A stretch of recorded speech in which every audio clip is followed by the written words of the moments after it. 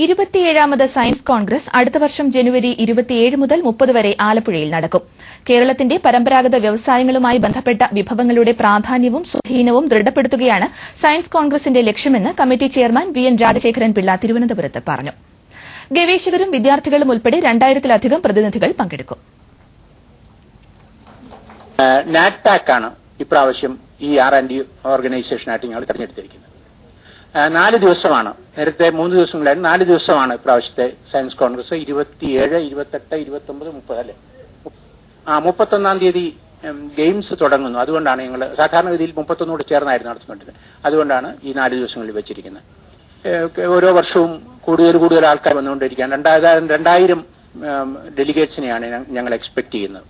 കേരള ശാസ്ത്ര കോൺഗ്രസ് പ്രത്യേകിച്ചും കേരളത്തിലെ പത്രമാധ്യമങ്ങൾ വളരെ പ്രാധാന്യത്തോടുകൂടി നടത്തുന്നതാണ്. ഒരുപക്ഷെ ഇന്ത്യയിൽ ഇന്ന് നടക്കുന്ന സംസ്ഥാന ശാസ്ത്ര കുറച്ച് സംസ്ഥാനങ്ങളിൽ തുടങ്ങിയിട്ട് നമ്മളായിരുന്നു ആദ്യം തുടങ്ങിയത്.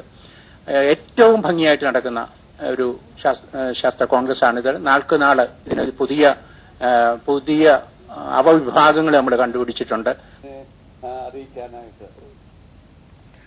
ആലപ്പുഴയിൽ നടക്കുന്ന സയൻസ് കോൺഗ്രസ് അടിസ്ഥാന സൌകര്യ വികസനത്തിന് സയൻസ് എങ്ങനെ പ്രയോജനപ്പെടുത്തുന്നു എന്നത് പ്രാവർത്തികമാക്കുമെന്ന് സയൻസ് കോൺഗ്രസ് രക്ഷാധികാരിയും DRDO മേധാവിയുമായ ടെസി തോമസ് പറഞ്ഞു. സയൻസ് കോൺഗ്രസിന് ജിയോഗ്രഫിക്കൽ ഇൻഫർമേഷൻ ആൻഡ് റിമോട്ട് സെൻസിംഗ് അതിന്റേതായ application how it is applied to our day to day life and disaster management, space science, all the science and its applications, അതിനെക്കുറിച്ച് വളരെയധികം ഡീറ്റെയിൽ ആയിട്ട് ഈ സയൻസ് കോൺഗ്രസിൽ കവർ ചെയ്യണമെന്ന് ഉദ്ദേശിക്കുന്നു. അത് ജനുവരി 2015 നടക്കുന്ന ഈവന്റ് വളരെയധികം സക്സസ്ഫുൾ ആയിട്ട് നമുക്ക് നടത്തിയെടുക്കണം. അതിനു വേണ്ടിയിട്ട് means theme, science theme, what ever, traditional industries, transportation.